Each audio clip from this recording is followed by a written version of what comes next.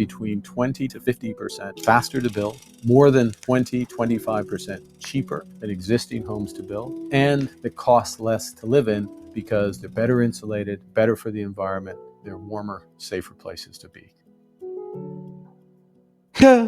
We're going to build homes that are anywhere between 20 to 50% faster to build, more than 20-25% cheaper than existing homes to build, and they cost less to live in because they're better insulated, better for the environment, they're warmer, safer places to be. Warmer, safer places to be.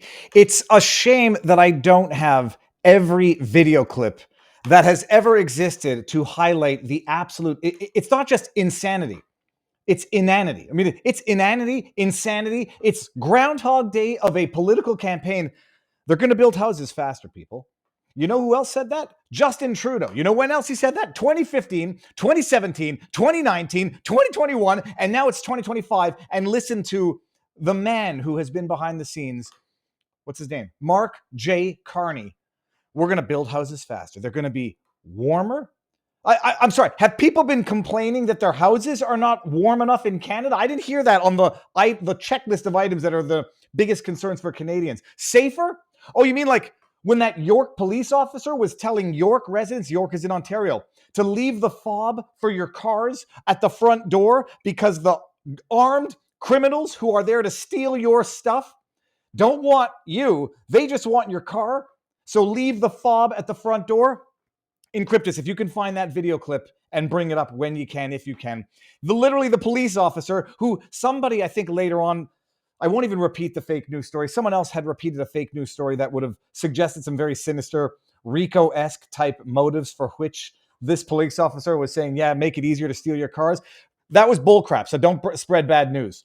But he said, leave the fob at your front door because these criminals, and they're armed, and their guns are real guns. They're not toy guns. So after 10 years of stricter gun laws that have impacted everybody except the criminals, they want you to feel safer in the houses that they're going to build for you this time around that they haven't done for the last 10 years in a country with increasing crime, but they're going to make them safer. They're going to make them cheaper. They're going to make them eco-friendly. Holy hell. I feel like I'm taking crazy pills. I'm taking crazy pills, people. That's Mark J. Carney. Mark J. Carney, who is the object of, it would seem, some potentially inorganic promotion on the WeChat communist Chinese app. But before we even get there, it looks like Encryptus is going to come back with another one. We're going to roll that video when we get it. Let's go to the what the news of. Well, okay, we're going to do that. Here, let's do this. Is it going to refresh and play? There's also updated advice for all vehicle owners. This is real life. Police speaking at an Etobicoke safety meeting last month. Constable Marco Ricciardi had a new message for vehicle owners who keep their fobs in Faraday pouches. To prevent the possibility of being attacked in your home, leave your fobs at your front door. Because they're breaking into your home to steal your car. They don't want anything else. A lot of them that they're arresting have guns on them, and they're not toy guns, they're real guns. They're loaded. That's why Galinsky says they will be installed. Take it out now. Yeah, they're real guns. They're loaded. Unlike yours, because you don't have any. Because we made it so exceedingly difficult for you to procure a double-barrel duck hunting shotgun, you don't get to have a small-arm revolver for self-defense. What do you think this is, like America? You think you get to defend your body against armed criminals? But don't worry. They don't want to do things to your body, although that's been going up in Canada as well. They don't want to assault you, although that's been going up in Canada as well. So just leave your fobs at the front door. Like I said the first time I heard of that story, leave it there with a little milk and cookies. Make sure the milk is warm because the criminals, they're carrying real guns and real bullets. They don't like cold milk. And give them your stuff. Let them take your stuff, and you do not dare to defend yourself. There was a story. The video went around, I think it was in Ontario, of a dude ramming his car into someone's garage and then going through their house, assaulting their family with a chain. I'm like, you know what the great equalizer would be to a chain? A gun. Oh, but you're not allowed owning a firearm for the purposes of self-defense in Canada. You can use one if you have it for self-defense, and then you'll defend yourself in the courts for the rest of your life. You're not allowed procuring a firearm for the purposes of self-defense. Why do I know this? Because I have my firearm license. I had a shotgun up in Canada. If you even as it leave an inkling to the fact that why you're getting a firearm is for the purposes of self-defense and not hunting, they won't let you have a gun. You got to go take a 2-day course, which I took. You got to pass the exam, which I passed. You got to get a background check, which I got. You got to get the authorization of your wife, which I got. And ultimately, I never even got to go duck hunting because we came to the States before that. Leave your stuff at the front door for the criminals, people. Now, Mark J. Carney has been the subject of the news lately. I don't know if any of you heard about this, but there was something of an inorganic promoted campaign on a Chinese website called WeChat. And now, you guys just, we all got out of 4 years of Beijing Biden. And if Canada doesn't get their, how many minutes into the show are we? If they don't get their stuff together, you're going to end up with 4 more years in addition to the last 10 years. This time, it's going to be Commie Carney, or Comrade Carney, or China Carney, or CCP Carney. I like that one. CCP Carney. In fact, you can't spell CCP without the C for Carney. The way the media reports on it is actually quite stunning because they leave it ambiguous as to whether or not the article that is being promoted on this WeChat app is favorable or not to Mark Carney. Now, I have it in an... Let's get this out here. Hold on 1 second. I have it in an archived link because I wanted to make sure to keep it just in case things disappear on the interwebs. Well, forget it. I'll get the other one after. It's here. This is National Post reporting on the story. This is, I know Sam Cooper's been talking about it. This is everything that we've been talking about. And you get your bootlicking, sycophant, propaganda, hack, so-called journalists out there trying to fact check other people. I wanted to make sure about this before I took a position because I had seen people saying China is supporting their preferred candidate, Commie Carney, Comrade Carney, CCP Carney. And then I heard some other fact checkers saying, no, how dare you spread this information? Here's the article from the National Post, the way they're reporting it. Chinese government boosted Carney posts on popular social media platform. So far, there's no qualification of the nature or messaging of the posts. Both posts caught fire at a suspiciously fast pace, garnering an estimated 1 to 3 million views. Now, this was from the other day. I think I talked about this particular article where I said, okay, fine. No, it was the video of the government officials in Canada talking about it. And, there's an element of, if you don't know how social media works, you say like, oh, why is this post getting so much traction and none other? It's got to be inorganic. Look, things catch fire, things don't on the internet. The video of me catching a smallmouth bass with a drone should have caught internet fire. It should have been a 100 million view video. As it is, it's barely scraping to 1 million now. And it's 10 years old. Best moment of my life. Go look it up. Drone bass fishing. It's mine. Sometimes videos, for no reason, go super viral. Dave After the Dentist. There were other people who were high off that laughing gas that didn't go viral. So sometimes it happens. And it's not necessarily inorganic. It's not necessarily bot farming. It's not necessarily paid for. They could have boosted it. I don't know how boosting works on WeChat. So I was a little skeptical. Okay. Ottawa. Canada's electoral interference watchdog says Chinese government is behind recent campaigns on China's largest social media network to influence views of Liberal leader Mark Carney. Notice it's neutral. I want to know these two posts, good or bad, about Mark Carney. Positive or negative, I should say, to be more accurate. On March 10, March 25, Yuli Yumian, the most popular news account on Chinese social media platform WeChat, shared posts about Liberal leader Mark Carney that cast him in a generally positive light. My reaction when I see the National Post, they tend to be better by Canadian standards. If they say generally positive light, that sounds like back massage, we lovey Mr. Marky Carney love. So I say, okay, if they say generally positive, it's damn positive, but we won't get there yet. Both posts by the same account caught fire at a suspiciously fast rate, garnering between 85,000 and 130,000 interactions, 1 to 3 million views. The post got so much attention so quickly on the Chinese platform that they caught the eye of Security and Intelligence Threats to Election site. That was the woman that we watched yesterday in the video. Task Force, which realized that the publications were part of an information campaign by the People's Republic of China. Quote, this content has been amplified in a coordinated and inauthentic way. This information operation had contrasting positive and negative narratives, first amplifying Mr. Carney's stance with the United States and then targeting his experience and credentials, said PCO Assistant Secretary Lauriane Kempton, who we watched yesterday. The site task force consensus for the state-backed information operation was intended to influence Canadian Chinese communities and look to mold perceptions. And then we get to the posts. March 10 post entitled, The U.S. Encounters a Tough Guy Prime Minister, and describes Carney's position vis-a-vis President Donald Trump's tariff threats. The March 25th article, Canada's Road to Seeking Survival Election, describes Carney's political road to the Liberal leader, but also notes his career to date has not been smooth, and he's been criticized by conservatives for refusing to disclose his assets. Okay, we can stop here because I don't think we need to get any more into that. So I went and I found the original articles. I don't know if they're in Mandarin or Cantonese. I suspect it's Mandarin. I don't speak Mandarin. So using Encryptus in the backdrop to summarize, translate, and give the essence of these articles, what did we come up with? Won't show you the multi-page report of this. The conclusion of these articles, as the Toronto Star put it, Carney's victory reflects Canadians' dissatisfaction with the status quo, but whether he can turn this crisis dividend into meaningful reform is the true test. Can you imagine anyone on earth suggesting that Carney is the answer to the is the fighting back against the status quo? It's so inconceivable and laughably stupid that the only thing that could be is Chinese propaganda to influence the very, very prominent and numerically disperse Chinese population in Canada, that Carney is the solution to the status quo being Carney's Liberal Party. He's the disruptor.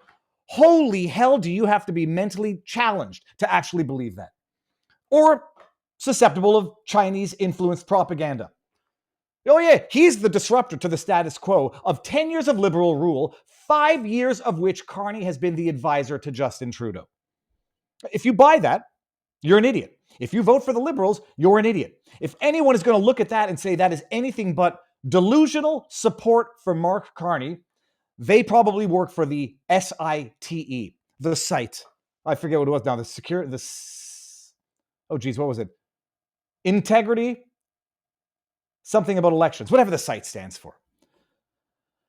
So now you know it. This is what's going on in Canada. It's election interference, targeting Canada's Chinese population, which is robust. Encryptus, what's the Chinese population in Canada? I mean, it's massively concentrated in two areas that tend to, at least one of which tends to dictate the results of elections, Ontario. And then you got Vancouver, British Columbia, two provinces which are more liberal than Portland, Oregon. I should be accurate. Sorry, I'm a little unfair to Ontario. Vancouver, British Columbia, specifically Victoria Island, Vancouver Island, makes Portland, Oregon look like Texas. Go for it. We have 1.71 million people identified as Chinese in Canada, which represents 4.7% of Canada's total population. Anyone called Canada China. Well, you're not. You give it a few years, Encryptus. So that is the. Well, we don't know if it's mixed. It's mixed reviews. Carney is the disruptor to the status quo on a Chinese app targeting Chinese Canadians for the purposes of Chinese propaganda to prop up yet again not just the Liberal Party but specifically Mark J. Carney. 2 weeks after one of his MPs had to resign because he suggested that the general population deliver a conservative MP to the Hong Kong consulate for the $1 million bounty that the Chinese party has placed on that conservative member's head. That's what's going on in Canada, people. Holy sweet merciful crab apples. Good afternoon, everybody. How goes the battle? For those coming from the quartering, thank you for being here. Mr. Jeremy, thank you for the raid. It's this whole Rumble lineup has been something that's absolutely phenomenal, and everybody should be paying attention to it, partaking in it. And the easiest way to partake in it, people, is to get Rumble Premium. Do it if you can. If you can't, just keep watching on Rumble and spread the word at Rumble. We understand that free speech is under attack, and Rumble refuses to back down. We've always believed in empowering voices, no matter how unpopular, to give you the choice and not curate for political censorship. Now we're taking that fight to the next level when major advertisers conspire to pull their dollars. Even brands like the so-called American company Dunkin' Donuts turned their back, claiming that Rumble was too right-wing of a culture for them to spend their dollars trying to get you as customers. We're not here to fit a mold. We are here to defend free expression. To strengthen that mission, we're excited to offer Rumble Premium, a completely ad-free with exclusive benefits for viewers and creators. You'll find exclusive content from creators like Russell Brand, who is living through the wrath of lawfare yet again, Dr. Disrespect, Timcast, Mug Club with Crowder. It's more than a subscription. It's a stand for free speech. Your voice matters. Join Rumble Premium for a limited time. Go to Rumble Premium. That's just rumble.com/premium/Viva 10. You'll get $10 off the annual plan. You can claim your discount today. Together we can and will. Turn the tide, make free speech amazing again, make it profitable again. And if you can't support Rumble Premium, just keep supporting the channel. Watch, snip, clip, and share away. All right, awesome. We're not yet done with Canada. We're going to get done with Canada and the absolute tyranny there. When you get you get the slightest reprieve from the judicial tyranny, and you're like, oh, that's a good sign. Oh my goodness, thank goodness they finally 4 years later declared some of the COVID measures to be unconstitutional. Little too late. And then you think you've seen justice when all that you've seen is not even the slightest remedy of the injustice, and it's going to bleed into the judicial tyranny that we're witnessing in America. And it's very interesting. I dare say that my analysis of what we were being led to believe was a Trump victory, SCOTUS victory in his favor, 5-4, is in fact not. But I'm going to tease you for that, and you're going to have to wait. Because right now we're just going to cover one quick story coming out of Canada. I think we mentioned it briefly yesterday, but I want to get into the details today. CTV News, propaganda, garbage of the highest order, reporting on a story that we covered. I met Randy Hillier in person. Geez, I want to say I had him on the channel. I did. I have to go back and see when that was. I don't know if I'm going totally crazy if I didn't. Randy Hillier is, a true patriot, a true Canadian. I don't use the word patriot very often. He is a man that stood up to his principles, stood up for his principles, was lambasted by the media, defamed by the media, persecuted by the government, and several years later, at least on one of the elements of his persecution, he's got some vindication, as if there can possibly be vindication after 4 years of hell. But what I wanted to highlight first was CTV News choosing the most flattering, the most honorable photograph they can get of Randy Hillier, him smoking a cigarette. Now, part of me says, I kind of like the picture. He looks like a badass, kind of like, who is the guy in all the Western movies? What are you looking at, punk? What was his name? Not Hugh Hefner. Oh, come on. The guy. You feeling lucky, punk? Well, while the chat gets it, that's sort of what this makes me think of. But that's not why they picked the picture. They take an unflattering picture to headline their article when they are forced to admit that their government that funds them, that subsidizes them, and that bails their incompetent, corrupt, partisan asses out. They got to make this guy look bad in the cover photo just because. It's driving me crazy. What's the guy's name? Clint Eastwood. Thank you. It's kind of a Clint Eastwood look there. The bottom line, however, is that they have to come out and say, yes, that the courts ruled that some of the 2021 orders barring public protest to the COVID measures were unconstitutional. So they impose unconstitutional restrictions on gathering so that you can't gather to protest the unconstitutionality of the restrictions on public gathering. Ontario MPP Randy Hillier smokes a cigarette as he speaks with the media before turning himself in at the Ottawa Police Services headquarters on Monday, March 28, 2022 in Ottawa. They couldn't even take... The picture's 3 effing years old. CTV News, you scumbag scoundrels. Hey, here's breaking news. Randy Hillier was right. Let's take a 3-year-old picture of him smoking a cigarette. That'll do. Booyah. No ill motivation there. It's just they couldn't find a better picture of him. Like maybe his MP picture. He was a provincial MPP, sorry. Just maybe you take his official photo. Nah, screw that. Let's take a picture of him picking his nose. Do we have one? No picking his nose? Okay, well, let's just go with the next best one, smoking a cigarette. Ontario's top court has ruled that the provincial restrictions on gatherings that prohibited peaceful protests for several weeks during the COVID-19 pandemic were unconstitutional. The Court of Appeal for Ontario made the finding today. This was yesterday, at the time of shooting this vlog.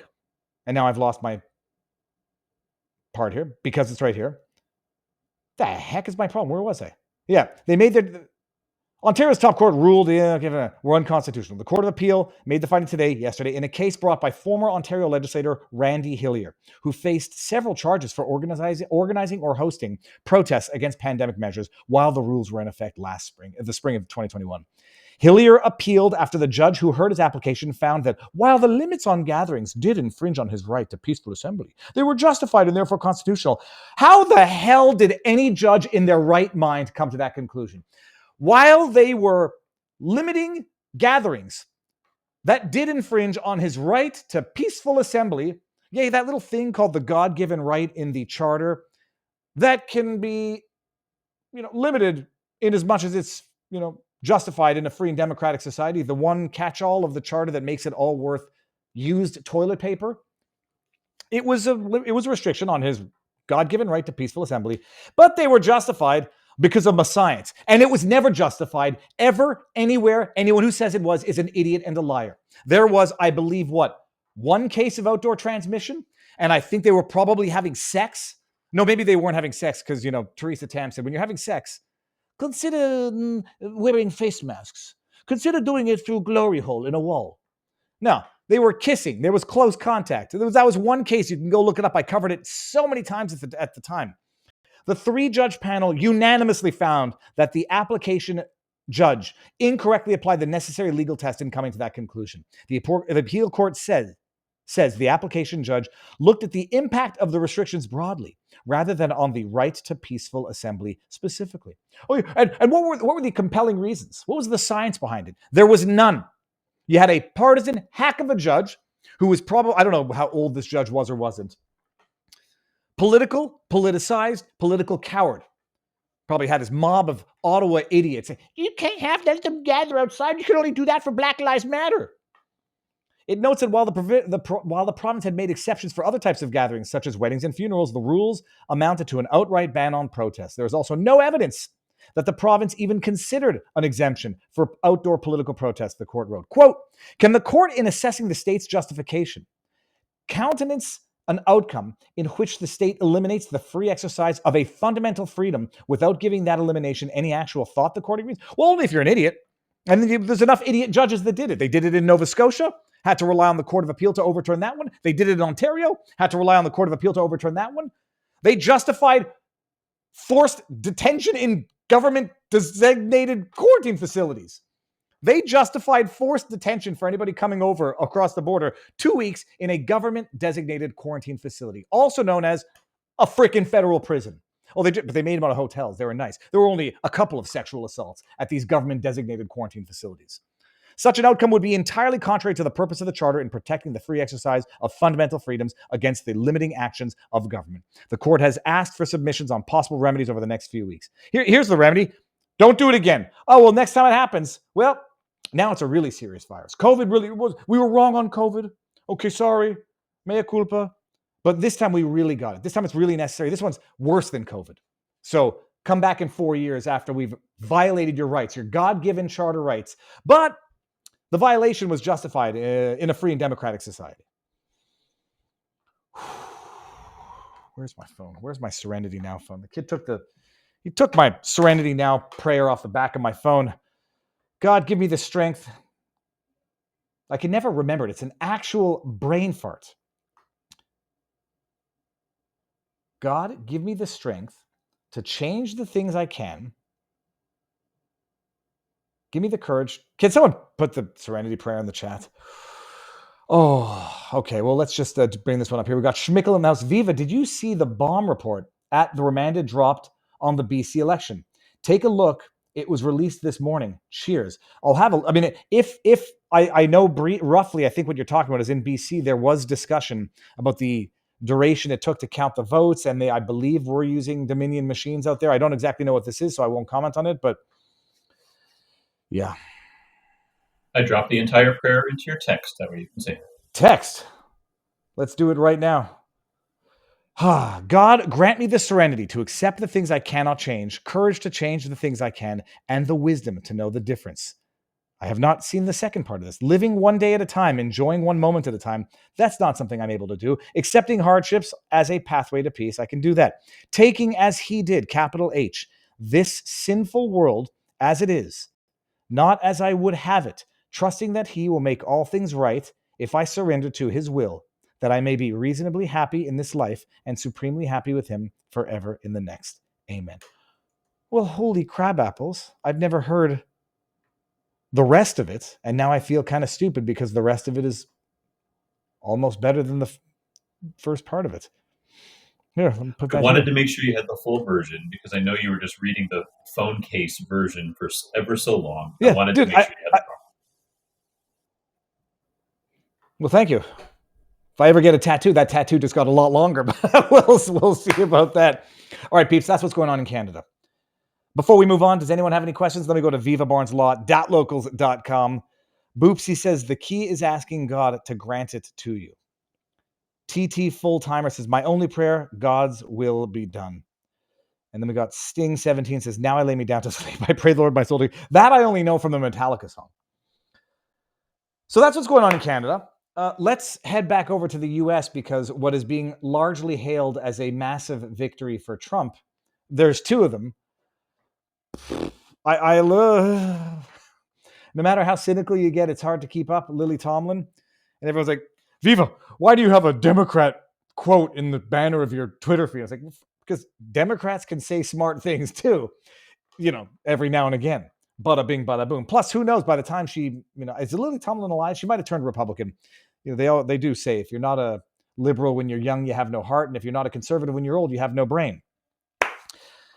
The news of the day was that the Supreme Court ruling in one of the cases involving the detention and deportation of Tyranny de Aragua gang members under the Alien Enemies Act, that the Supreme Court came down 5-4. Amy Coney Barrett, dirty traitor, was on the side of the three libs, came down 5-4 in support of Trump, saying he gets to do it. Now, I actually go read these decisions, not that I rely on the summary by propagandists. I like to go, in as much as I humanly can, find the actual decisions and read them. I will tell you, I read quickly, and I read the first few lines of a paragraph. If it doesn't get to where I think it needs to go, scroll down and read the end. And you can get what you need to know of this order, because I'm reading the per curiam majority decision, and I'm reading like, ugh. The first thing I say is like, is this the right decision? Like, everyone's saying this is amazing. This strikes me as being not just not amazing. It strikes me as like almost being the wink, wink, nudge, nudge, or at least the blueprint for how the activists are now going to respond going forward. And I don't think I'm wrong about that. Per curiam means there was not one judge who put their name to it. 5-4. This matter concerns the detention and removal of Venezuelan nationals believed to be members of the Tyranny de Aragua, an entity that the State Department has designated as a foreign terrorist organization. The president. Okay, then we get to the proclamation. Yeah, see, now I skip. Okay, fine.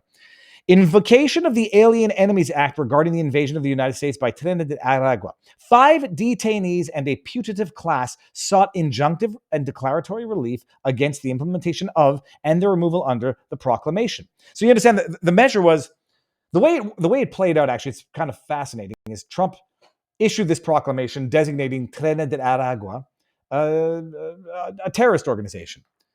And so could then apply the Alien Enemies Act to Tyranny de Aragua, which he argues is a predatory incursion force, which means it's coming at the direction of a foreign government. We're not at a time of war. And the way the media was spinning this was, okay, he designates them as a terrorist organization so that he can invoke the Enemies Act, but we're not at war with Venezuela. Are we at war with Venezuela? No, so you can't invoke the Enemies Act. Idiots. Smooth-brained or ill-informed or propagandist idiots. There is something called a predatory incursion, which itself is not necessarily predicated on there being a formal declaration of war. It's rather a predatory incursion done at the behest or the request of a foreign government. And the argument here, and I don't think anyone disputes it, is that these gang members were sent at the specific request at the behest of the Venezuelan government.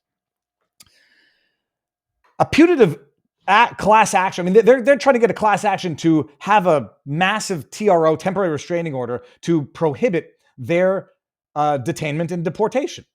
And so, okay, fine. That's the procedural mechanism, not the substantive issue at law here as to whether or not Trump can invoke the Alien Enemies Act to deport people that they've designated, and doing it as a matter of basically sort of quasi-military policy and not as a matter of legislative policy. In as much as the courts, as the analogy goes, Stephen Miller gave it to Casey Hunt on CNN, the courts are not going to come in and say what terrorist base the president can order the bombing of in Yemen. Same thing should apply here. They're coming in and saying, no, these people have due process, and you can't just deport them because you've designated them as a terrorist organization under this proclamation so that you can apply the Alien Enemies Act. Okay, that's the broader context. Initially, the detainees sought relief in habeas corpus, show me the body, bring me the body, among other causes of action, but they dismissed their habeas claims. March 15, 2025, the District Court for the District of Columbia issued 2 temporary restraining orders, TROs, preventing any removal of the named plaintiffs and preventing the removal under the Alien Enemies Act of the provisionally certified class consisting of, and then they define the class. So basically, the DC court comes in and says, you can't deport them. We're issuing a TRO. Turn those planes around. Tough noogies, they're already in international waters. Go F yourself. But you can't deport them as members of a class. And here's the temporary restraining order issued in the context of that putative class, the determined class in a class action. And what do they come in and they say? We grant the application to vacate the TROs. The detainees seek equitable relief against the implementation of the proclamation and against their removal under the AEA, Alien Enemies Act. They challenge the government's interpretation of the act and assert that they did not fall within the category of removable alien enemies. But we do not reach those arguments. They don't even address them because that's not the substance of it. Challenges to removal under the AEA, a statute which largely precludes judicial review, and then they cite that precedent, must be brought in habeas. So they're not saying that Trump can invoke the Alien Enemies Act and that it's not subject for judicial review. They're saying you want to challenge it, you go do it by way of habeas corpus, show me the body, challenge through habeas, not through a class action temporary restraining order. So I'm reading this like, crap, is this the right decision? Because this is not looking good, because all they're going to go do right now on a going forward basis, and we'll get to it, is go by way of habeas, challenge each and every detention and deportation via habeas. Give me my habeas corpus hearing before you deport me. Good luck deporting. I don't know how many violent TDA terrorist organization members there are. There's like, say there's 10 million illegals. They're not all subject to potential deportation under the AEA as applied, but I don't know how many there are, 100,000. So let's just assume that everyone files a habeas motion if they get deported. So before they get deported, you have a habeas hearing on each and every one of, just say it's 50,000 and it's a one-day hearing. That's a lot, but 50,000 court days. How long is that going to take? Say it's 3 hours. It's 150,000 hours. How many court days is that going to take? Where was I? Okay, so by habeas, here we go. Okay, scroll down. Now we're going to see here, get the next line. Let's go to the next paragraph. The detainees also sought equitable relief against summary removal. Although judicial review under the AEA is limited, we have held that an individual subject to detention and removal under the statute is entitled to judicial review, quote, as to, quote, questions of interpretation of constitutionality of the act, as well as whether or not she or he is, in fact, an alien enemy 14 years of age or older. So reading this, basically what they're saying is everybody who contests it, I'm 13, you don't get to deport me, so I get a hearing. I'm not a member of the TDA, so you don't get to deport me. I want my hearing. For all the rhetoric of the dissents, today's order and per curiam confirm that the detainees subject to removal orders under the AEA are entitled to notice and an opportunity to challenge their removal. The only question is which court will resolve that challenge. For the reasons set forth, we hold that venue lies in the district of confinement. The dissents would have the court delay resolving that issue, requiring, given our decision today, that the process begin anew down the road. We see no benefit. Application to vacate the orders of the United States District Court, yada, yada, yada, is granted. March 15, 2025 minute order. So scroll up because this is the key. For all the rhetoric of the dissents, today's order and per curiam confirm that the detainees subject to removal orders under the AEA are entitled to notice and an opportunity to challenge their removal. The only question is which court will resolve that. And so they say you got to do it in the area, in the district of confinement, under a habeas, and not through a TRO in the context of a class action. That's not a victory. I'm sorry. And I don't want to get too pessimistic. And I'm talking with Encryptus before the show. And like, do you understand it the same way? And Encryptus, via his AI wonder, because I trust my judgment, but I want to vet it. And I put out a tweet just to, feel the water. If someone says, Viva, you idiot, didn't you understand this part of it? What you're saying is totally wrong. Well, nobody said that. And I don't think I'm wrong. And I tweeted out, as far as I understand the Supreme Court 5-4 ruling, quote, in favor of Trump, it actually does not adjudicate anything on the merits, and even on its face seems to lay out the very complex and impractical framework for future deportations. Is my reading accurate? And here's the graph created by Agent Guru. This is the process under this particular decision. For those listening in podcast, required process for deportation under the Alien Enemies Act, Trump versus JGG 2025. Step 1. You can have lots of fun. Step 2. Sorry. Step 1. Government decision to remove under the Alien Enemies Act, proclamation. Step 2. Detainee is given official notice of an AEA, Alien Enemies Act removal designation. Step 3. Notice must be timely and allow for real opportunity to file habeas petition. Step 4. Detainee files habeas petition in district of confinement, whatever that district is. Step 5. District court reviews. Is it constitutional? And are they legit under the AEA for deportation? They're 13. Nope, you don't get to go. Oh, you're not a member of the TDA. It was allegedly just a soccer ball with a crown on it, a crown to your parents. Oh, you're not a member of the gang, so you don't get to go. I mean, due process is a not just a wonderful thing. It's an essential thing. Some people are going to say they're illegal to begin with. Fine, but then the argument's going to be you don't deport them to an El Salvadorian gang prison if they're not members of TDA. And you just deport them to a country that won't take them back because they're already here. That's your problem, tough noogies. This is the process. And although I feel bad, we put this graph out, it's not like the immigration activists who want to flood the country with illegals so they can basically turn America into a uni-party blue state. It's not like they're not going to know this, but this is it. So the question is going to be, can you detain and deport before they have a chance to file habeas? I mean, some people are going to say that's totally unfair. But every one of them who wants to avoid deportation, they know the blueprint. I'm the 13-year-old with the biggest mustache you've ever seen in your life. These tattoos, yeah, we can get tattoos at 12 years old in Venezuela. It's totally normal. So that's it. I don't think it's a victory. I actually think it's the majority basically telling the dissent, shut your traps, you bunch of hysterical idiots. We're basically on your side here. They just don't go through a class action, just go through a habeas, individual habeas. Oh, but they don't have, they might not all have the means to do it. Maybe not. It's a tough life. That's it. This will take years to remove, even at 10,000 illegals, says B. Cancella 0608. Just do some math hours. Hey, Siri, how many hours are there in a year? 2,400? 8,000 hours. 1 year is 8. 1 year is 8,000 hours. How many judges? I mean, maybe it'll be good. Create an entire court system if it doesn't already exist. I suspect it already exists. But then what's going to happen is you're going to get your activist district judges, whomever, who are going to systematically say, the evidence that they're TDA, not so strong. Sure, they got, tattoos on their faces and their shoulders, and they got TDA on their back with their names, but they since left the gang. In fact, they left the gang since the time they left Venezuela. It's an impractical procedure that even the majority has set up, and I don't want to sound too black-pilled. It is what it is. And that's my understanding, and I don't think I'm wrong about that. And then when you get, the other good news of the day, we're going to lump it in here, which was Judge Roberts, Chief Justice Roberts, suspending activist, corrupt SOB Judge Boasberg's order to bring back somebody who's an alleged TDA member who is already deported to El Salvador to go back and either kidnap, as Barnes is saying, or order a foreign country to redeliver someone who you've deported, who even if they weren't a member of the TDA were illegal aliens to begin with.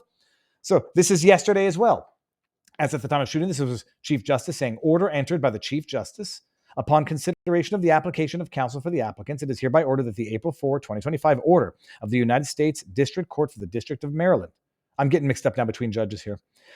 Case number is hereby stayed pending further order of the Chief Justice or of the court. It is further ordered that a response to the application be filed on or before April 8th, 2025. That was another smashing victory that, people thought, oh, it's finally, Judge Roberts finally understands that the court has been sitting on its judicial hands for a little bit too long. And the breaking news of the day in response to that was apparently Judge Boasberg canceled a hearing that he was supposed to have in response to the Supreme Court ruling and is going to regroup and reassess.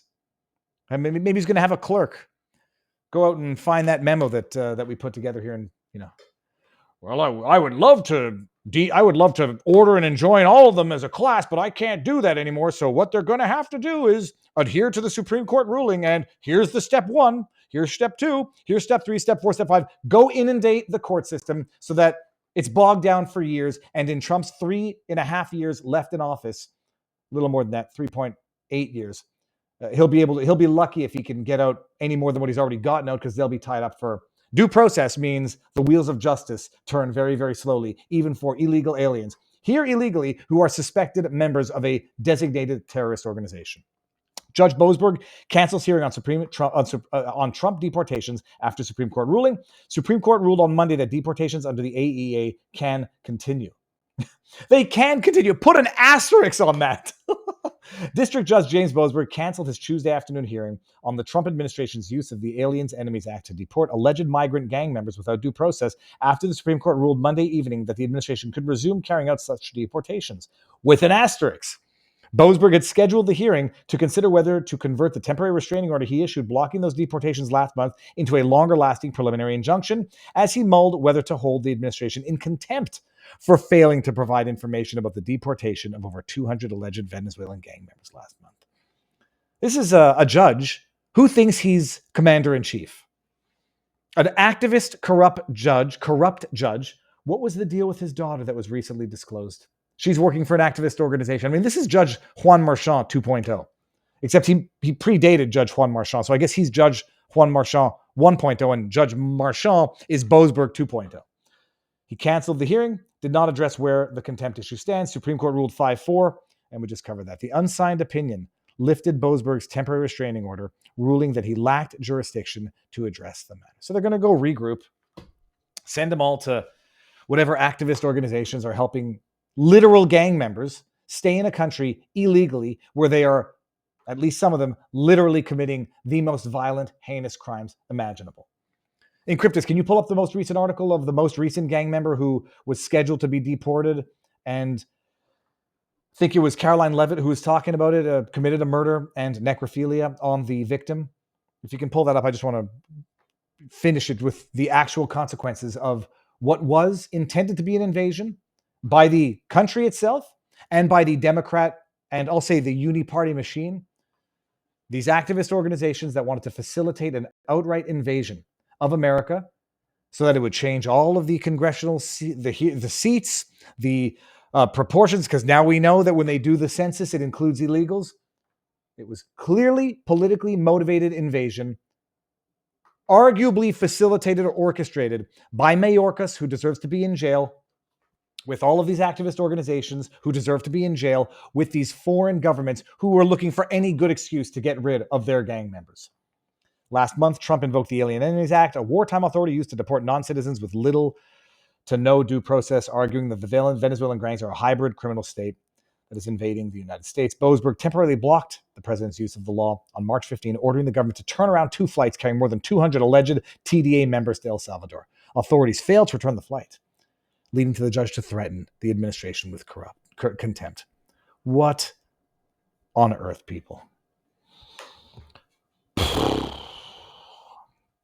Let's see what we got here. King of Biltong is in the house. Try our Biltong, almost 50% protein, packed with B12, creatine, iron, zinc, and much more. A perfect snack addition to your weekly meal prep. BiltongUSA.com, code Viva for 10% off. I wanted to get some questions on this. Get some questions in the chat. I'm going to go to locals and see who's got Any questions on this before we change topics? And let me see what we got here. One of the things that occurred to me when I did the research was that I had to. This is unrelated. Let me go to Rumble and see what's going on here. Who thinks this is a victory? Me thinks not. Zenscapes says, Viva, I need to drop off to create more content. Almost 100 followers now. So hopefully soon I can join the creator program. Thanks for the follows. Everyone, I don't know what content Zenscapes makes. Check it out. Hans One Pack says, this is why Trump has announced enforcement of $1,000 a day. I think it was $996 a day. And I wonder if there's a reason why it's $996 to keep it under a threshold. A fine for people with final removal orders and to enforce back to removal order. Been in USA and own a house, but final removal order. Yeah, he issued something, basically a fine of $998 a day for every day that you remain in violation of an order to self-deport. And the idea being that for any illegals who have assets to seize in America, that will be that against which they execute should they refuse to self-deport. Americans have got to make phone calls and emails and stay engaged. The people are the lesser magistrates, says Warrior Gal. Now let me go over to locals. Sting17 says, you need money to get tattoos. They are crying that they are poor and hungry. BS. Well, some of those are gang tattoos. I mean, one thing I've understood is that when the blue tattoos are the prison tattoos because they do them cheap when you're in prison. Auntly says, how do you stop the imperial judiciary when Democrats love power and have corrupted the three branches of the federal government? That's the question. And we've talked about it with Barnes in terms of how do you actually, when you get Justice Roberts coming out and saying, casting doubt on impeachment, what are you supposed to do? You can't impeach. They don't play by the rules. They don't play honestly. They will literally picket and protest on the front lawn of judges who are on the verge of issuing rulings that they don't like. They will literally issue statements and make inflammatory rhetoric to drive people to literally drive themselves to judges' houses to do them egregious bodily harm. They don't play by the rules. They play for power and they play for keeps. And then they prevent you from righting their wrongs and remedying their mistakes.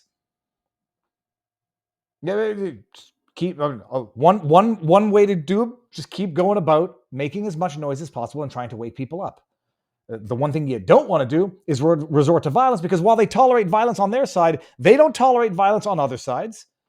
They don't even tolerate the potential for violence, and they manufacture the violence even if they don't get it, so that they can go after the Jan 6ers, but not the BLM Summer of Love. They get the Molotov cocktail lawyers, because they're on the right side of the political alley. They get the good treatment. But anyhow, that's it. That's what's going on with those two decisions. They're not what I think we thought they were, and I have no doubt, in as much as Judge Boasberg is regrouping, now I wonder, okay, is it going to be detention and deportation instantaneously? You want your habeas?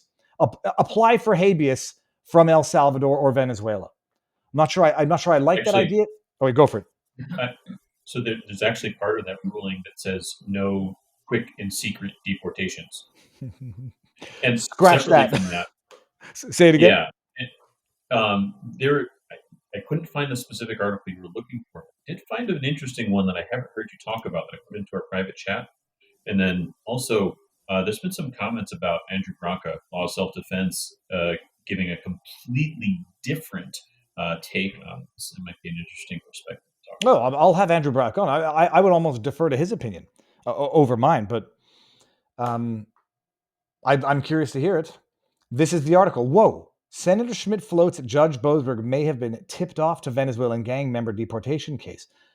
I don't think what's the whoa about that? We didn't talk about this article, but we definitely talked about that. Encryptus, if you can pull this up, he wasn't the emergency judge the weekend of the that this became an issue. He wasn't the judge that would have gotten the request for a TRO. Somehow it landed on him, despite the fact that he wasn't the presiding or the sitting judge or the emergency judge that weekend. See if you can find that while I read through this.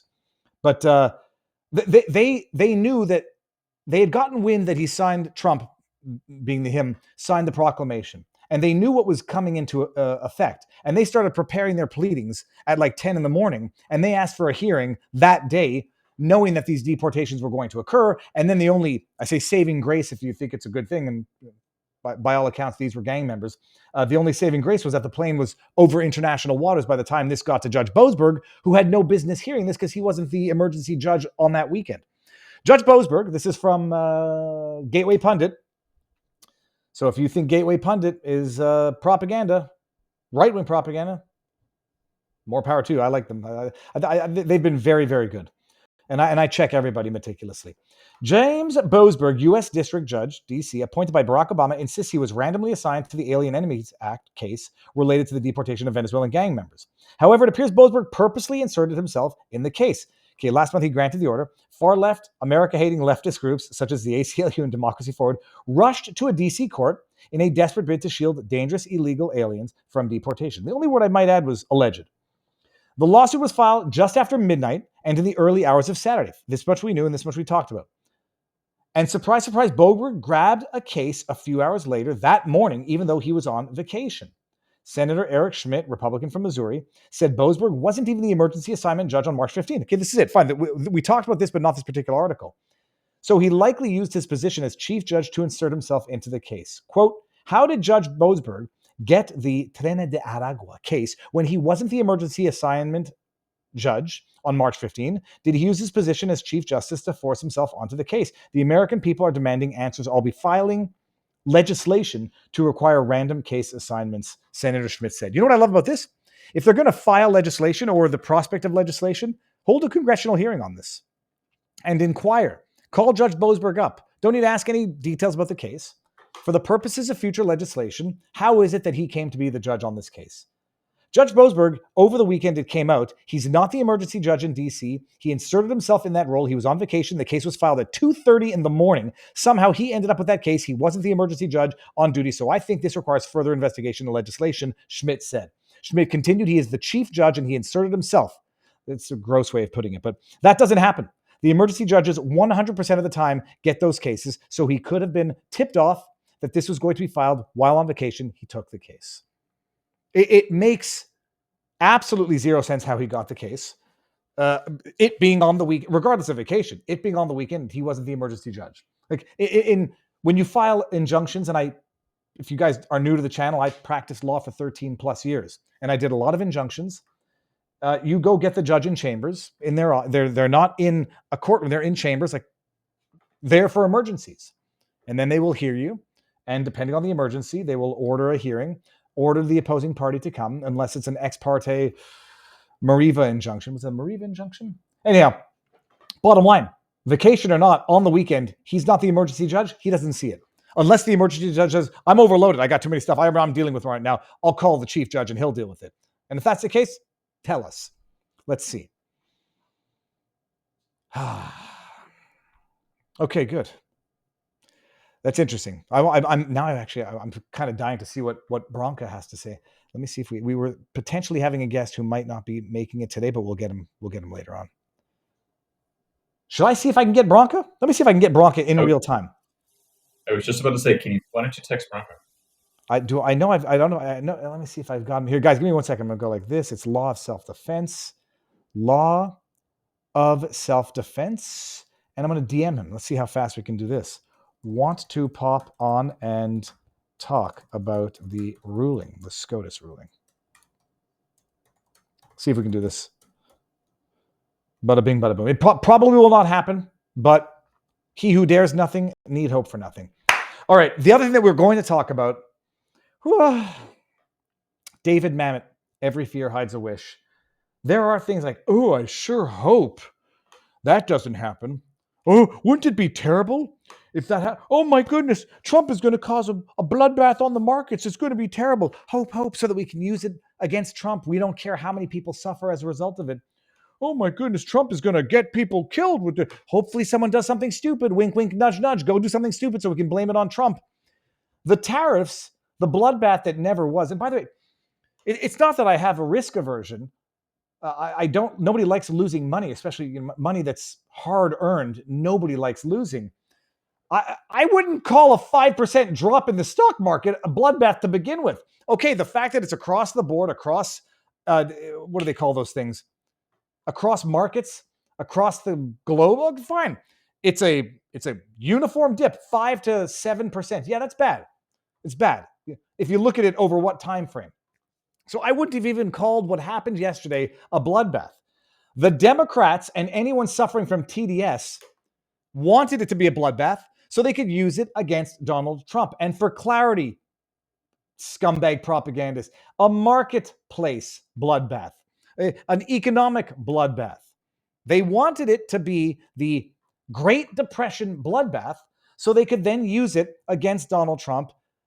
Nobody cares about the victims of it. When you have Tim No Balls Walls, that slithering scumbag son of a bitch, getting up there saying, just to get my rocks off in the morning, I go look at how much Tesla's down, and look at that, down another 7%. You stupid jackass! You have citizens in your state who have investments, who have retirement funds, who have pension funds. You yourself have it. You sniveling dweeb.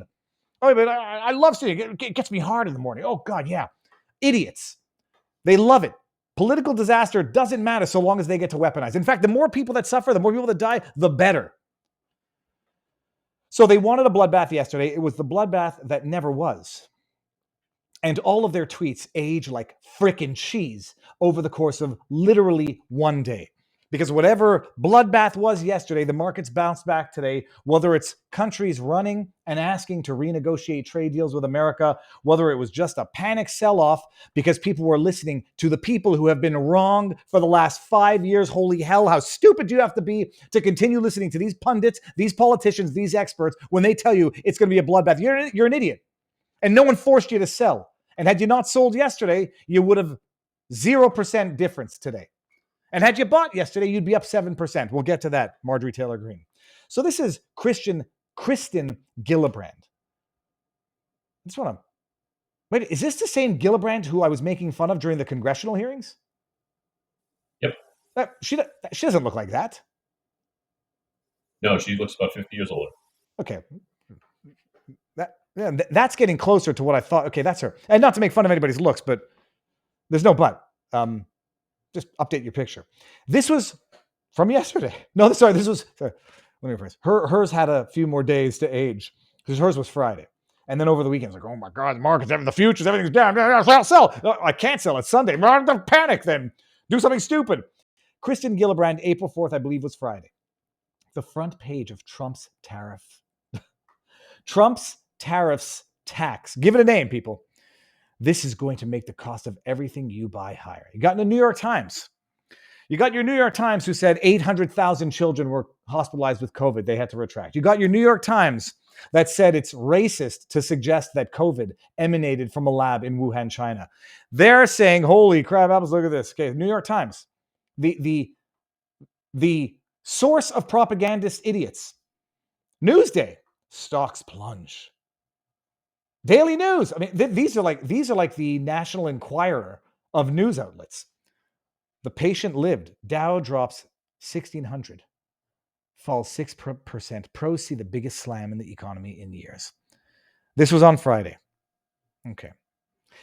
Today things are back to normal. Well, that was the quickest bloodbath of the markets you've ever seen.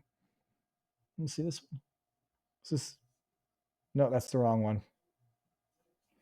What was the other one? I had another. I had to bring up the chart. You know, it all depends on when you look at it. So they show you the well. I couldn't get the one from yesterday when it showed the 5% drop, but one of the major charts they're showing last 5 days is down 9%. It is. It's down 9% over the last 5 days. Over the last 6 months, it's down 9%.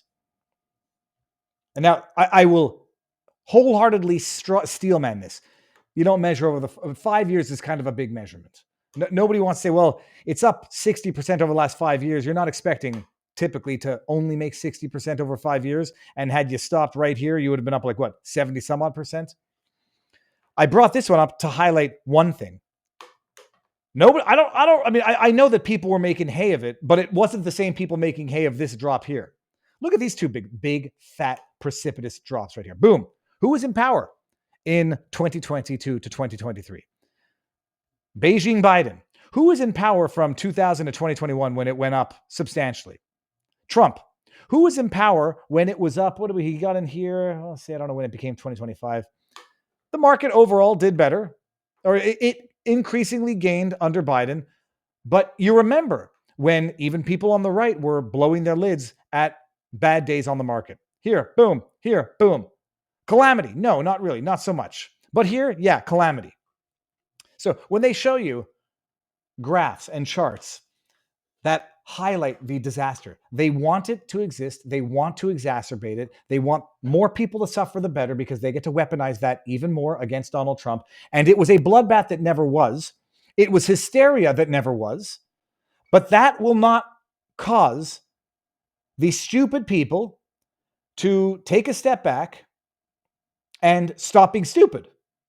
The one whose brain is broken, the chat's going to know who I'm going to get to right now. There's a number of people whose brains have just turned to diarrhea and just dripping out of their ears, dripping out of their nose. That's the most awful graphic visual I've ever thought of.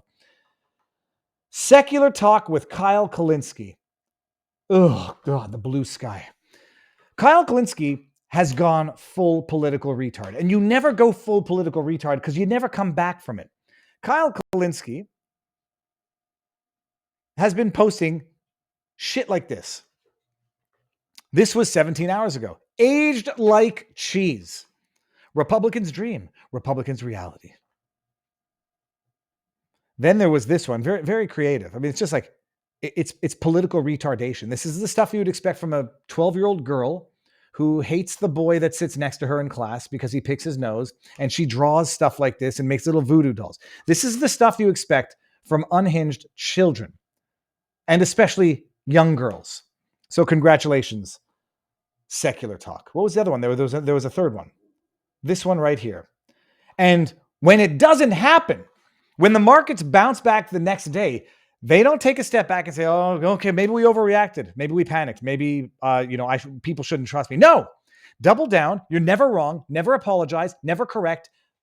What is it that Roger Stone says? Attack, attack, attack. Deny, deflect, attack, attack. Something along those lines. And in politics, it's what you have to do, I guess. As it is in propaganda journalism. So it bounces back. Encryptus, can you pull up this chart or a link to this chart in its full timeline? Because again, look at this. The timeline here, we're going by years. 1928, 28, 29, 29, 1930, 1930, 31, 31, 32, 32. So he's now making a prediction that's no longer like a week, a month. He's saying, yeah, in 2 years, the market's going to fully tank. This is the stock market crash. Oh yeah, the market bounced back after the crash. So he's analogizing, comparing yesterday's 5% drop bounce back today to the Great Depression drop, which I can't see the metrics on the, is it the x-axis on the left? I can't see the values on the left. Let me see. Encryptus, let me know when you got it. I'm going to see if I can bring this up. But this is him. We've got it. I'm pulling it up right now. Give me 2 seconds. Says, we weren't wrong. Just wait. We were wrong. I said yesterday was D-Day. Okay, I was wrong that it was yesterday. Just give it time, people. Give it time. Keep saying the same things over and over again. Eventually, when something close enough happens, you get to say, see, I called it. Propagandist morons of the highest order. And while they do that, they demonize the people who were telling people, don't panic. Don't be a panican. Trump is good with names every now and again. Maybe it wasn't his. There are some cringier names that he's come up with. Panicans was one of them. So what are the values of the drop? Here's that chart. If you see that little red dot over there at the far left, that would be that drop that you see in 1929 and everything that's happened since. Okay, now is the baseline 0 though? Yes. Okay, so where we see the drip and it nearly hit the bottom, that nearly hit what we effectively call 0. Okay, I'm the numbers on. Yeah, so the number 0. It's not like okay, fine. Yes, so that illustrates even more the absolute idiocy of comparing a 5% drop in a 5-year 60% gain to hitting nearly, I don't know what happens when you hit zero on the market, and then the gains ever since. Yeah, Klinsky, you're an idiot. He's married to Crystal Ball, right? I mean, how many K's do they have between the two names?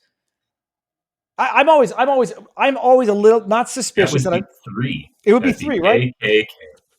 I'm always a little bit not suspicious. I just say, like, judgment wise, if your last name starts with K, don't pick a first name that starts with K, and certainly don't pick a middle name that starts with K. Like the whole Kardashians and everyone's KK. I'm like, what do you? I don't. Maybe there was a reason. Maybe K means something different in different cultures and heritages. And I'm not trying to be funny there, but like, your last name starts with K.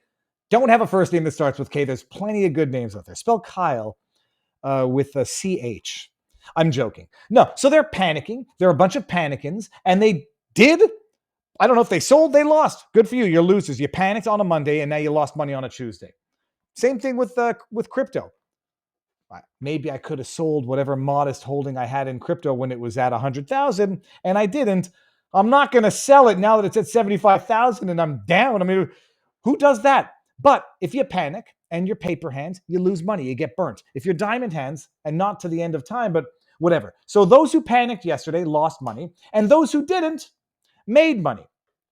Now, there was a time when a website handle, Twitter handle, known as the Unusual Whales, was actually good. Encryptus, are you familiar with the Unusual Whales? Absolutely, one of my best follows. Yeah, well, I thought once upon a time they were holding spaces that were good and that they were espousing positions that were good. And now it really seems like, I don't know if they've been bought out, if they sold their Twitter feed, or if they've just suffered from TDS. I mean, this alone is enough to cause one to question the legitimacy of any positions they've ever espoused in the past or will in the future. This is one now where I say, all right, I've got to treat everything that comes out of unusual_whales with skepticism. I just want to make sure it's the right account. It is. Excuse me. It is. Oh, son of a beast. Excuse me. I can't say that I'm not disappointed in them. Again, following them for many years. They do have some great takes, and they absolutely have TDS. This is not the first TDS.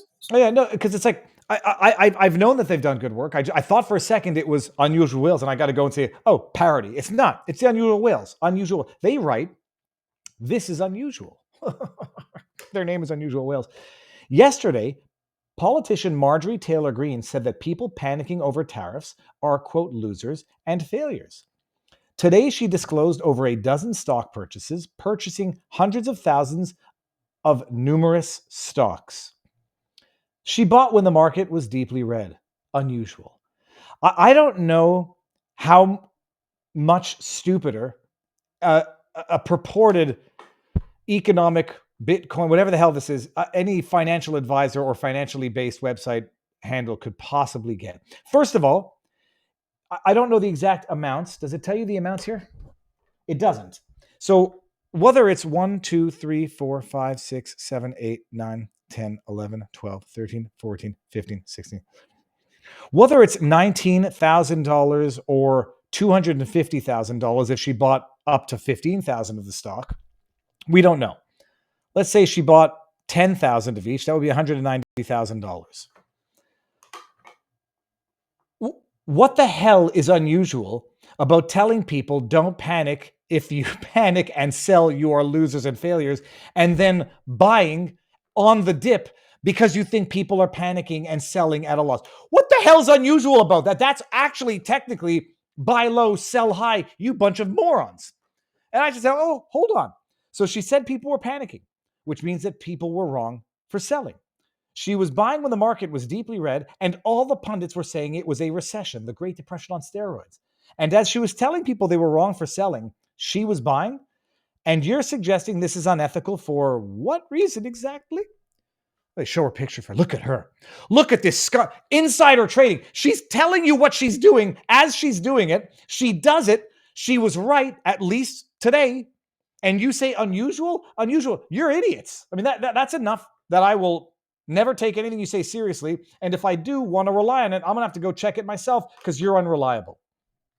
Oh, yeah. Unusual. Unusual my ass. It's actually exactly what you're supposed to do. Don't panic sell, buy the dips. Then I, put out my tweet, and then you have people coming in and saying, how does she have the money to do that? Oh, okay, fine. So now it's no longer a question of whether or not it was unethical or insider trading, which it wasn't. She was literally telling you what she's doing. There's nothing more transparent than that. How did she have that much money handy? Well, some people, if they invest their money properly, keep a certain amount of cash handy so that when there are dips like this, you can buy. Now, admittedly, why does she have cash? Hold on a second. Let me do what I typically do. And let us go see Marjorie Taylor Greene net worth. I love how muscles is the first thing that comes up. Seems that she has a very serious net worth. 20 million. How did she make her money? Let's see this. Marjorie Taylor Greene net worth. Congresswoman Marjorie Taylor Greene ripped to shreds after asking followers to Venmo her money for her son's beer. Sorry, I didn't know this was the article, but I just want to see what her net worth is. Marjorie Taylor Greene feeling the heat, tribute to her son in the since deleted but screenshotted tweet. The Congresswoman shared a photo with her son, Derek. It's my baby's birthday, 22. He'd love, buy him a beer. I think that just sounds like, celebration, not we're short on cash. Greene, who also shares kids Lauren and Taylor with Perry Greene, has an estimated net worth of nearly $22 million. She deleted her post.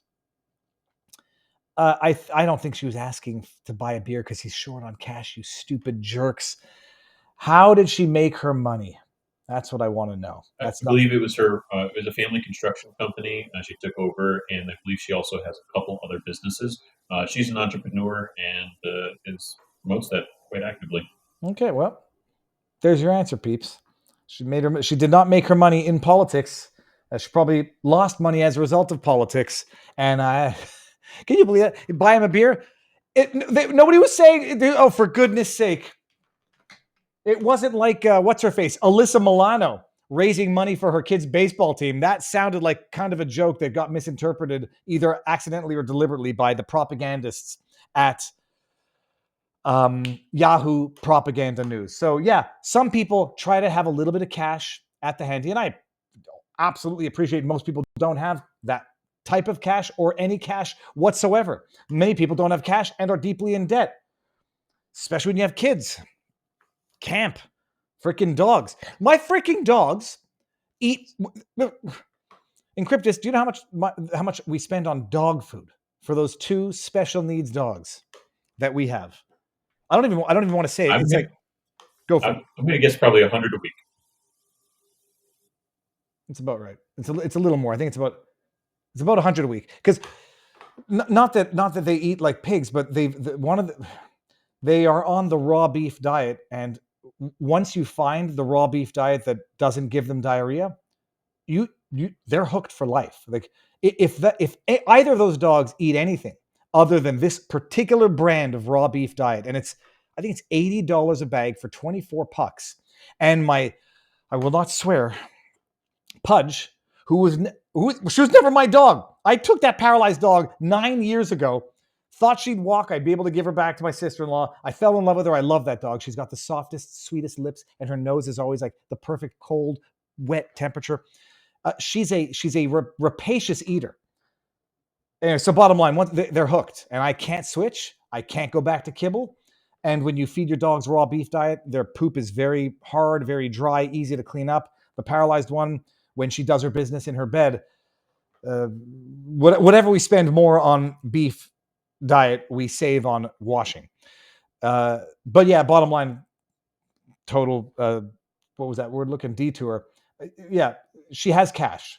She told you what she was doing. Had you done it, at least for today, you'd be happy.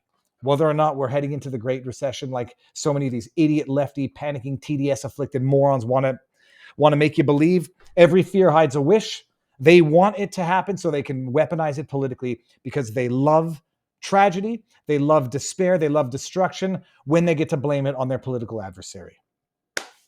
So that's that. I kind of have a little bit of another take on that. Go for it and let's hear this. So wait, hold on. Encryptus. For everybody who doesn't know who Encryptus is, Agent Guru _IO on Twitter. We call him Viva's Jamie, and he's an amazing, smart guy, wicked with AI, and is helping with the production of the show. Go for it. So I made this call a year ago. I think I've got an article here on Locals about it. I said this was going to happen before Trump got elected, and this was going to happen when Trump got elected. And I believe it's due to the illegal immigration. And once the illegal immigration had stopped, it was an entire industry, many industries, estimated to be about $1.4 trillion of money added to the economy due to the illegal immigration, which is essentially a false stimulus. That stimulus is doesn't lead to more production. So generally speaking, when government adds stimulus, it goes to industry and it goes around the economy.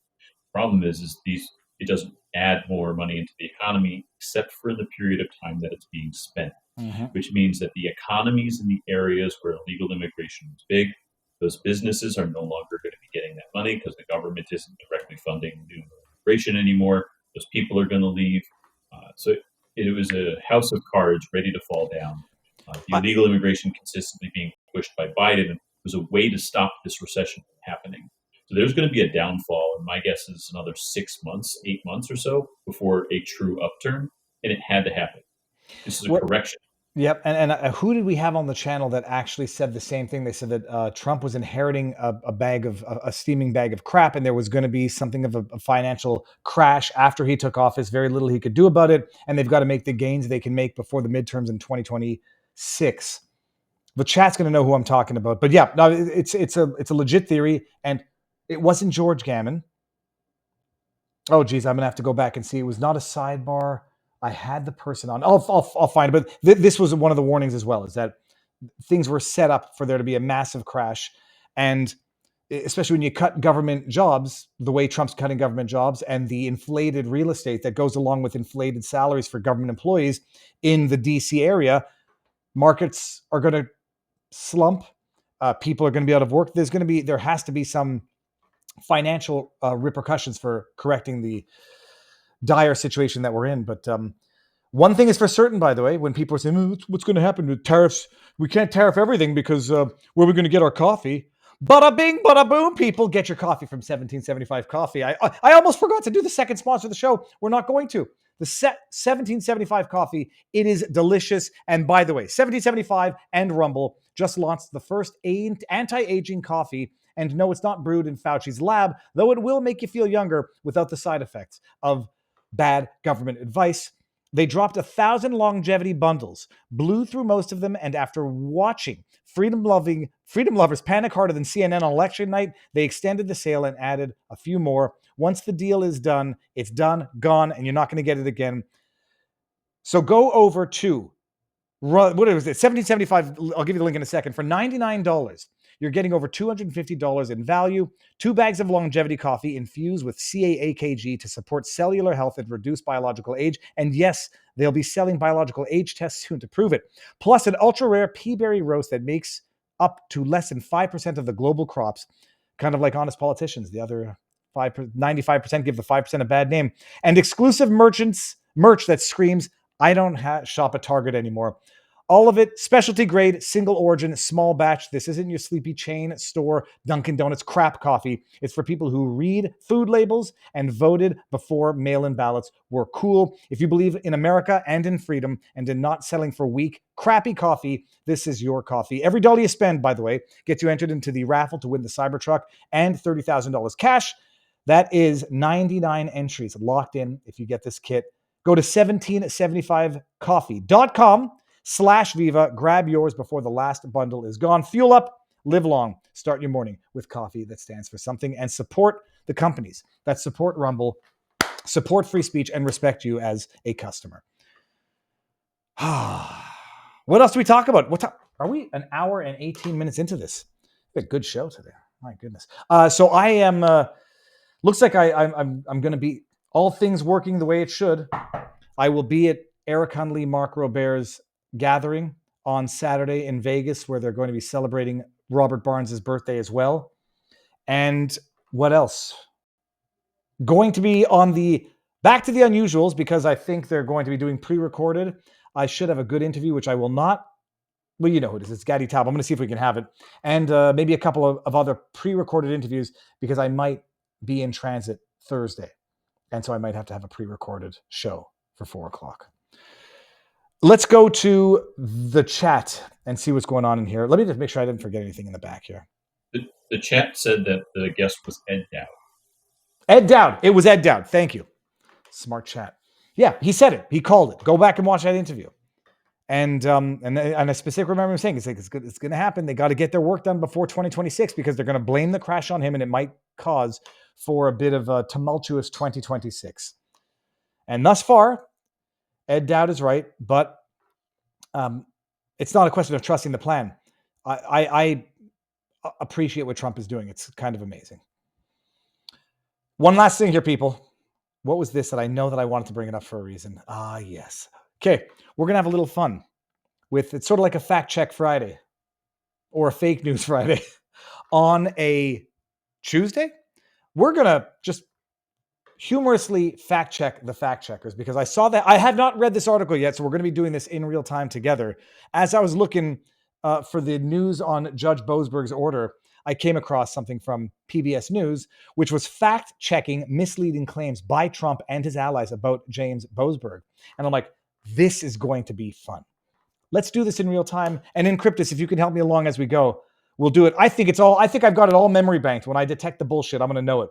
This fact check originally appeared in PolitiFact, the fakest of fact checkers the world has ever seen. 2+ months into office, President Donald Trump has signed more than 100 executive orders. This is from a couple of days ago that inspired over 150 legal challenges against his administration.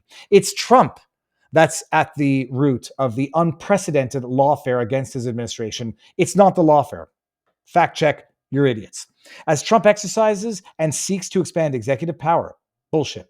People affected by his actions on everything from immigration to civil service employment have taken their complaints to the judiciary in the hopes of relief. Displeased with the check on Trump's power, the president and his allies have lashed out at federal court judges and against one in particular, Judge James Boasberg, Chief Justice of the U.S. District Court of Corruption in Washington, D.C. After Trump invoked the rarely used 1798, they always add the year. Why don't they do this with every law? Only the ones that are old, as if to delegitimize the basis of the law. Murder is a really old law. Maybe we shouldn't have that on the books. Or just qualify it. The 1648 law against murder. Let's hear. They're talking about Boasberg. Temporarily ordered that we got to this. When Boasberg weeks later was assigned a case related to the Trump administration's use of the commercial messaging Signal app to discuss their plans to bomb Yemen, the judge ordered the executive branch to preserve those communications. Trump responded by attacking Boasberg in Truth Post, describing him as highly conflicted, massive Trump derangement syndrome. Here, okay. Oh, this is going to be so good. March 27 on Truth Social, Boasberg seems to be grabbing the Trump cases all to himself. This is wrong. Judges don't self-select their cases. Cases are assigned to judges randomly through an automated process. How did he end up with the TDA case on an emergency basis on the weekend? The fact-checking is not repeating what the judge says. Court rules. We know what the court rules are. We're not saying that they're following the court rules.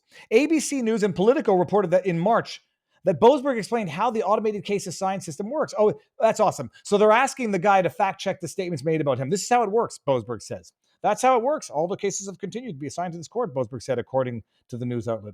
Michael Weinstein, a criminal defense attorney, former federal prosecutor with the U.S. Justice Department, told PolitiFact that cases are assigned on a rotating basis. Everybody knows that's how it should be. How the hell did he get the case on the Saturday? Judges don't just go to the clerk's office. Actually, on that point, I've actually done some research and looked at how many judges, and specifically in the J6 case, how they specific judges got those cases, and the probability of same judge getting 4 cases astronomical was 0.00004%. Encryptus, and everybody knows it's astronomical, it's implausible, and their fact check consists of taking at face value the response from the impugned individual. Everybody knows how it's supposed to work. Everybody knows that it's supposed to be randomly assigned. It's not. And the question is why? All right, so that's good. Let's go to the next one. The law professors. All right. March 8, Fox News, the Ingram angle. Boasberg is radical left. He was Obama appointed. This is misleading. He was appointed by Obama, but he's not radical left. Oh, so they're fact-checking an opinion? George Bush nominated Boasberg, previously a federal homicide prosecutor, as an associate judge. All right. President Barack Obama nominated Boasberg in 2000 to the court. It's not misleading. He sometimes ruled in ways that align with Trump. In 2016, he ordered the release of thousands of then Secretary of State Hillary Clinton's emails. This is bullshit. This is bullshit. Even the way that he released those documents was favorable to Hillary Clinton. I believe it was either redacted or timing. Bullshit.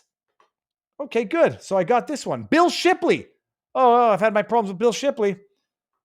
Oh my goodness. He gave lenient sentences in comparison with other judges providing over the cases as relates to Jan 6. Oh, so because they're lenient compared to bullshit, that's somehow less bullshit? He's a radical leftist whose daughter is financially incentivized by his radical leftism as a Barack-appointed federal DC judge. So far you're 0 for 2, you fact-checking losers. March 22nd. Truth Social. A photo shows Boasberg has a conflict of interest because he appeared at an event with Vice President Kamala Harris. This is a stretch.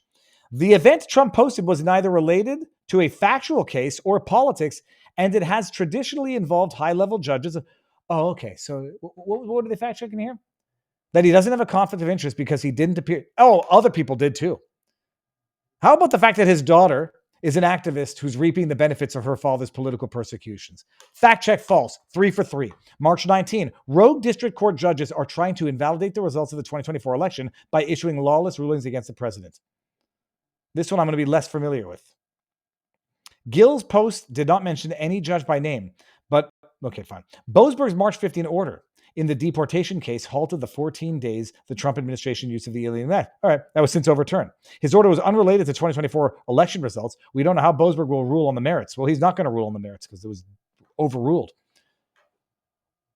In a speech, openly admitted that he didn't think harsh enough laws existed on the books to punish Jan 6 defendants. The statement from an anonymous source, conservative source, with 1 million, referred to Boasberg's remarks at University of Chicago law students in 2023 guest lecture. Available information about his comments do not support this characterization. Available information about his comments do not support this characterization. Did he say it? The school and the judge's chambers told PolitiFact they had no recording or transcript of the speech. Oh, nice. Okay, well, better trust him. But a student-authored article posted to the law school's website includes some of his quotes. None revealed, but saying nothing harsh enough for the Jan 6. Oh, okay. Well, actually, I want to read this. This is amazing. The article said Boasberg spoke about the value of being apolitical and described the Jan 6 2021 related cases as challenging because they involved an area with a lot of law still to be made. There were no statutes that were written that said it is a criminal offense to storm the Capitol and interfere with the counting certification. No one could fathom something like this, the article quoted Boasberg as saying. That sounds pretty biased if you ask me. So fact check false on all 4, you scumbag losers, PolitiFact and PBS for republishing PolitiFact rubbish. Go back and put in my name on Twitter and all of the debunking I've done of PolitiFact being a bunch of wordsmiths of the devil, because that is exactly what they are. That's our show, people. Who are we going to raid right now? Let me go see who's... You're going to raid Redacted. Let me see. Is Redacted live? I think it's...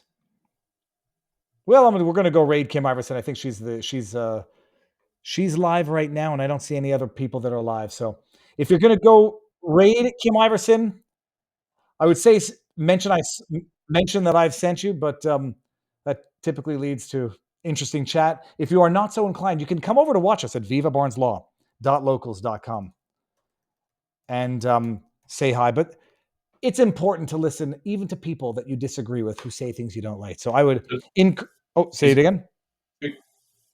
Is America Untold Stories? Is that someone you can rate? Are they live right now? I believe they start in 1 minute. Oh, crap. I actually... Well, hold on 1 second. Where? Send the link if you can. I actually just went into her chat and put raid. I'm an idiot. So that's great. Let's encrypt this if you can get that for me. Are you guys familiar with America's Untold Stories? I think we'll wait until they go live, so we'll just wait a minute. Is it a minute and a half? Are they live on Rumble? It says upcoming right now. I'm grabbing you the link. Okay, let's see if we can do this. Dropping in our private chat. Bada bing, bada boom. Private chat. Before you No, I go, can just trigger it myself. no, I'll do this. Before we go, by the way, everyone, make sure that you're subscribed and you have notifications turned on. If you want to go get Louis the Lobster, the book, I think I sent the link out. It's on Amazon, written by me. My wife put it together, and a daughter of a member of our locals community did the illustrations. Live stream. Let me see if I'm going to our stream, and can we do this? Okay, this is me. Go raid Eric Hunley's America's Untold Stories. Is it going to /raid? Is that going to work? Confirm raid. Encryptus, you're sure that they're live at 5:30? I'm watching it right now. Well then, raid them, people. America's Untold Stories. And they're going to be talking about, what are they talking about today? Trade war. Trump's tariffs ignite global trade war. China vows to fight to the end. Oh, yes. Go raid. Are they live, Encryptus? Oh, yeah. Started on time. No, hold on a second. I don't see anything yet. I only see the globe and the pulsating globe. I'm in the chat. I'm looking at the Viva raid. Oh, this is hilarious. This is awesome. I'm texting Eric now. Hey, better make sure they go live. Come on. I'm not ending until they go live. Hey Siri, text Eric Hunley. You'd better go live right now! Exclamation point. The raid is coming over. Smiley face. Okay, bam. The dial is running up. They've got a ton of people in their chat now. Go now. What should you drop by? Yeah, well, obviously you'll drop the Viva raid. What else? Drop something in the chat that's funny. And I'll give everybody the link to vivabarneslaw.locals.com for the after party if you're going to come over there. And link to locals if you want to come. $10 a month, $100 a year if you get the full year. Bourbon with Barnes, you get the after party, you get some exclusive stuff. The caterpillars eating the plants that we have in the backyard, though we bought them for that reason. And I'm just going to keep going until I'm sure that they are live. They just got. I'm going to text Grobert. Hey Siri, text Mark Grobert. What would you like to? Get your butts live! Exclamation point. I have sent over the raid. Smiley face. Done. This is a super cool function that Rumble offers. Okay, so they haven't gone live yet? Oh, no. They're late. And if we're going to pull the Ricada, late and words that I don't use on the channel. So we're going to get a couple of chat saying that they're live on YouTube, but it hasn't hit yet. Okay, well they better fix that quickly. All right, what else? I don't want to end it until it happens because I don't want to screw up the function of the raid.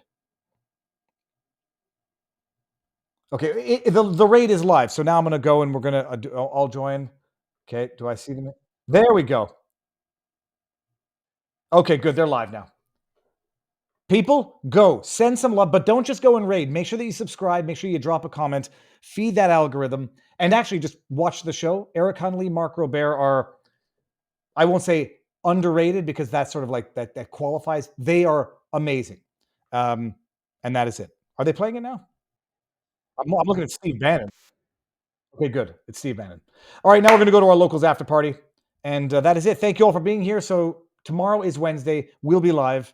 And I got to make sure I got the interview lined up. Unusual suspects in the morning. Thursday is going to be one hell of a pain in the ass of a day, but it's going to be a day nonetheless. And Friday should be live. Saturday event. Sunday, there probably won't be the Sunday night show because of holidays. So we'll have to put that to a Monday. And that is it. Go, people. Forth and prosper and enjoy the day. Godspeed. God bless. Locals. Here I come. Well, let's see. I don't know how many people are going to be watching on locals if Hunley and Grobert are live. Svi Hansen says, Viva, I'm sad that I'm probably be at work when you are having Gad Taubie on, even if pre-recorded. Yeah, let me make sure about that now because I haven't heard back. Okay, so let me just check out one thing here. Let me go in and make sure that it's still on for tomorrow. Cancel.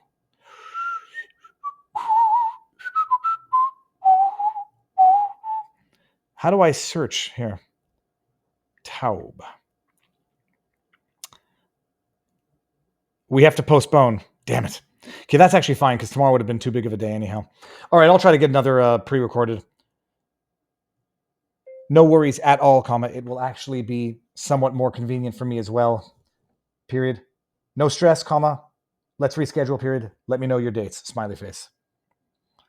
All right, done. So, Tzvi, it's going to be postponed. It'll happen. It'll happen. All things in due course, but this at least frees up a little bit more of the day, and I can potentially get another interview. Let me refresh here and see what the questions are on the left, on the right, and make sure I didn't miss any tipped questions. Ham-handed has the... This is funny.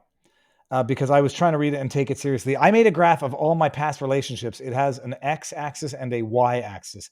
That's kind of funny. Okay, escape. Let's go over here and see what's going on the side. The Great Depression occurred throughout the world, not just in the US. That makes it more effective and less temporary.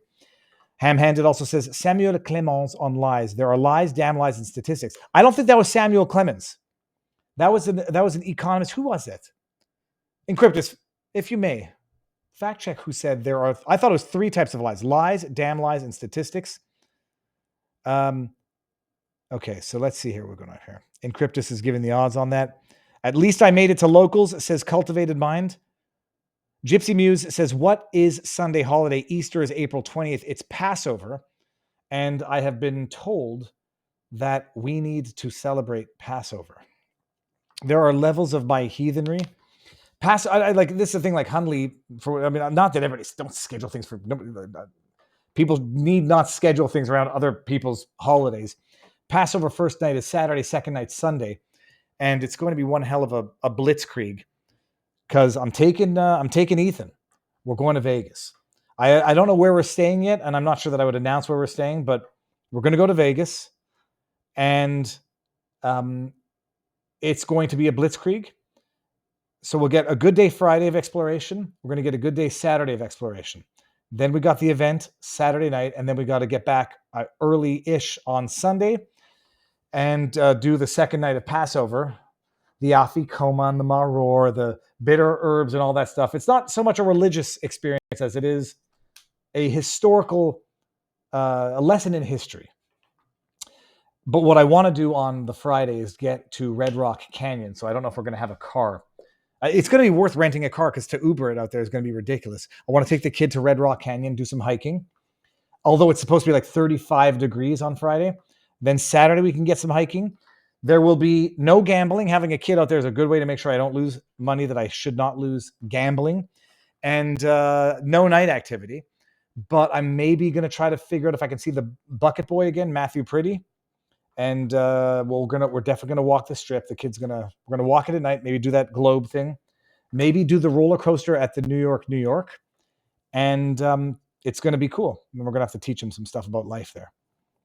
Oh, crap! Fun fact, Viva. Bucket Boy is exactly when I subscribed to you. Yeah, that was the one that reached 7 million people, and it was so good. I've run into him a few more times. It was so good that, like, it's just a weird thing. That particular performance had something to it. And people don't know my nephew was in that performance. It was just such a wonderful, beautiful moment. You can't replicate. And, like the original squirrel video, you do another one, they get good views, but nothing like that first one. And nothing. And he is amazing.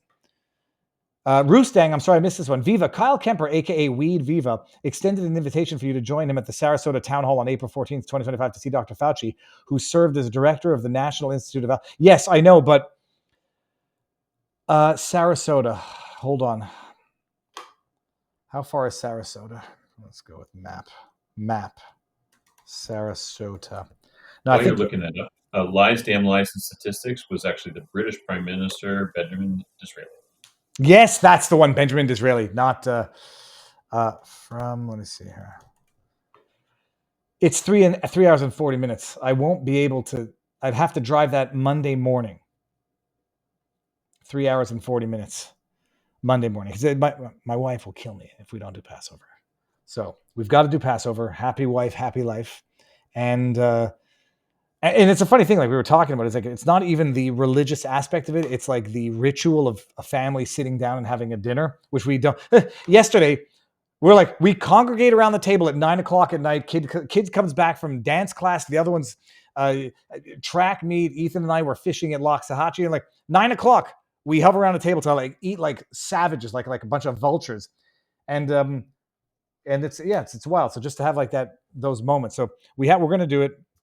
And we're going to celebrate Easter as well. I enjoy Easter dinners, but if I do it, I'd have to drive down a 4-hour drive. I'd have to get up at what time? Rustang, what time was it at? What time is Fauci speaking in Sarasota? I might be game. Is this it? Ringling College, April 14, 2025. Fauci, it looks like he's speaking at 10:30 a.m. and 7:30 p.m. I could do that drive. If I hit the road at 6:00 in the morning. Okay, that's a maybe. That's a rough estimate. You're gonna have to leave at like 4:30, 5 o'clock. I'm not doing it. I'm not doing that. I would leave as soon as I get up naturally. 3 to 9:30. No, I could do that drive straight. And pee as I drive, which I've developed a very, very, very adept skill at doing. When I used to drive from Quebec City to Montreal, I would never stop. And I developed certain skills that we shan't repeat, except for now. People have already voted for that loser Carney. You get the government you deserve, says Canuck. Did I have a typo in the title? I thought I corrected it. Oh no, okay, fine. So when I corrected it, I didn't correct it in locals. Sorry. When I corrected on Rumble Studio after having set it up, it doesn't seem to correct it across the platform. Sorry about that. Easter, I'm not reading that. Gypsy Muse, come on. All the world's a stage and all the men and women merely players, my Uncle Bill says in the Belfry. How long is the drive? It's 3 hours and 40 minutes. So that's just to Sarasota. Could be fun.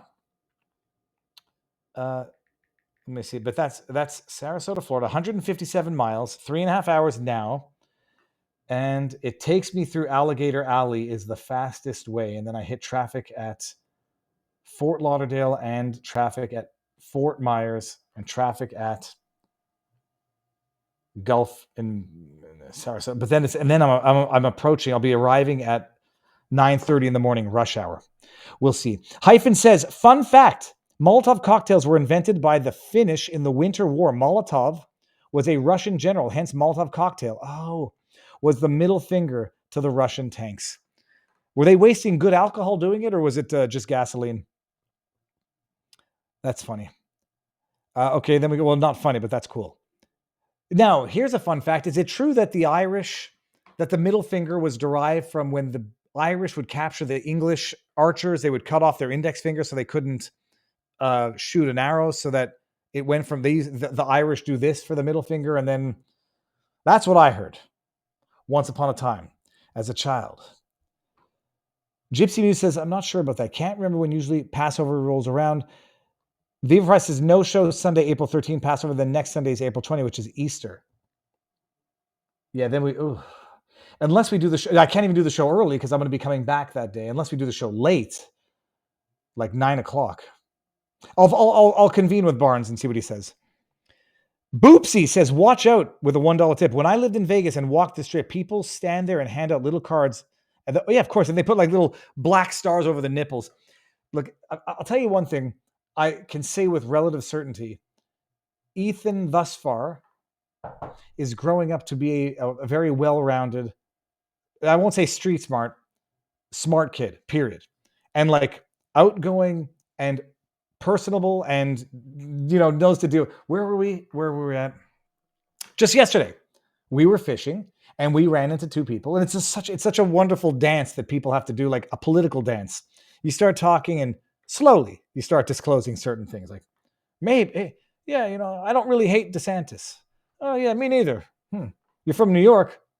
Yeah, but I don't really like New York City. And after this long dance with a young couple, we were fishing and we was having a good time. Turns out like we're totally ideologically, politically aligned. And Ethan, he hears the whole conversation. He's learning things and absorbing things. The only thing he has to learn that I will hammer home until he never forgets it is that he cannot make an assertion that he's simply repeating because he heard it without being able to defend it on the substance.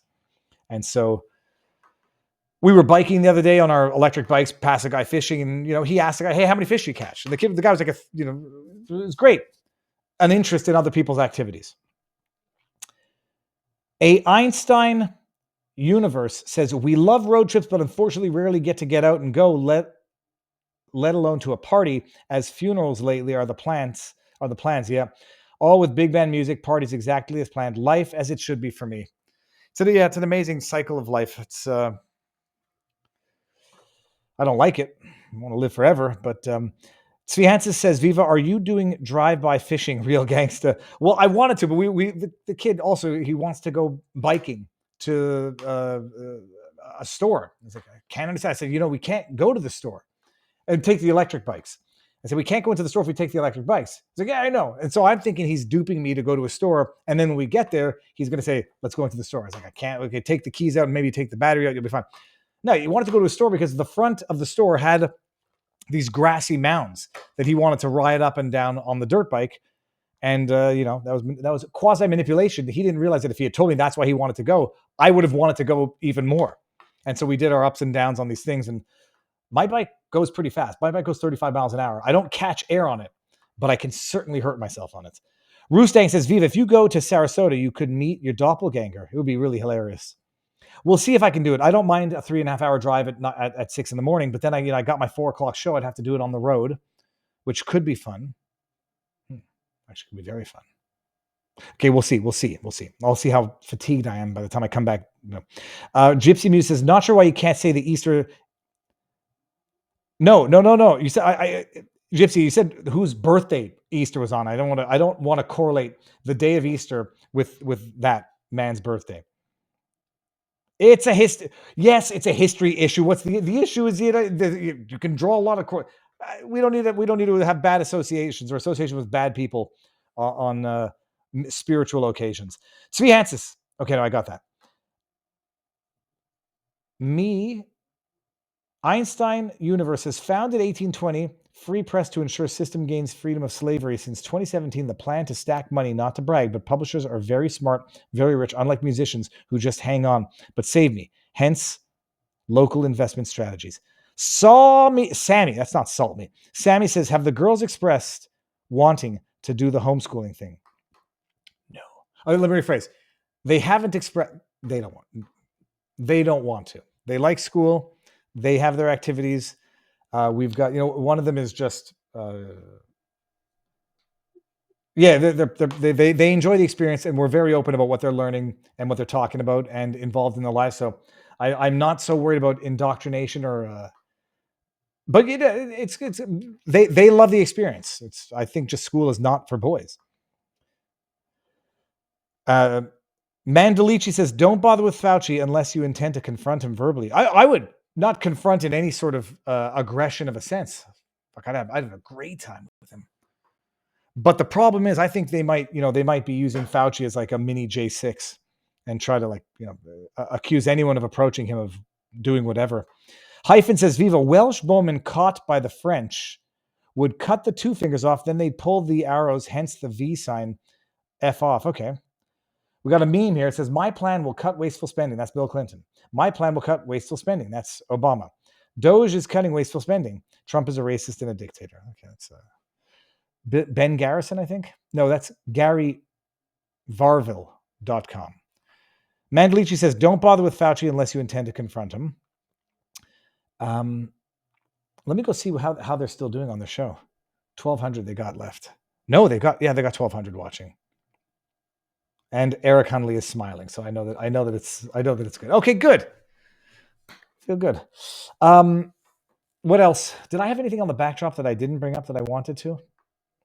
Supreme Court boost Trump. Okay, no, we got everything. WeChat. Yeah, now I'm going to go clip a few of those because I think the WeChat story is important for Canadian politics. I don't have time to do a car vlog. It's just Yeah, there's not enough time in the day, and the shit that I have been dealing with. Oh God, administrative stuff, not locals, bureaucracy, and then like our car. Our car has a leaky thing, a seal somewhere in the back. Water's been getting in. There's mold in the car. Not the Bronco, the Tiguan. Okay. First world problems and appreciative. Okay. What else? Let me see what's going on in the chat. Refresh. Xi Jinping, can we talk? Donald, please. Come on. That's not funny, but that's funny. And I don't care. That's good humor. Viva, take every opportunity to confront Fauci. We deserve it, says in the Belfry. I think I'm talking myself into it, depending on how I feel Monday morning. Left sin, that's a beautiful, beautiful photograph. The caterpillar plant in the back is just amazing. To watch those caterpillars just eat. Encryptus says the middle finger gesture, often referred to as giving the finger, has origins dating back to ancient Greece and Rome, where it symbolized contempt and was associated with sexual acts. Ugh. It has been used for over 2 millennia to insult or battle others, and its obscene meaning linked to its representation of the phallus. Not in my case. Oh, Sammy says, Viva, how are you talking? How are you liking the new time slot? This is a rough spot for me. Miss you guys. I like it. I definitely like it. 4 o'clock is better. In terms of psychology, when the 12:30 show, I know I have the morning to prepare and only the morning to prepare, so I better do it. And then I know that I've got the afternoon to do whatever. This way, the morning, you just live with the, not a cloud, but psychologically, I just think like, okay, well, I have the entire morning to prepare, so I got to prepare for 6 hours instead of I got to prepare for 3 hours because that's all I have. So there's that. I do like the fact that it allows me to exercise in the morning and I can get a car vlog out there. And I think the time is better overall, generally for everybody, and especially as part of the time slot. I like it because I don't have to be the first one to report on things, and I can pick up news as it occurs throughout the day instead of talking about the same thing over and over again with everybody else. So, but I like it.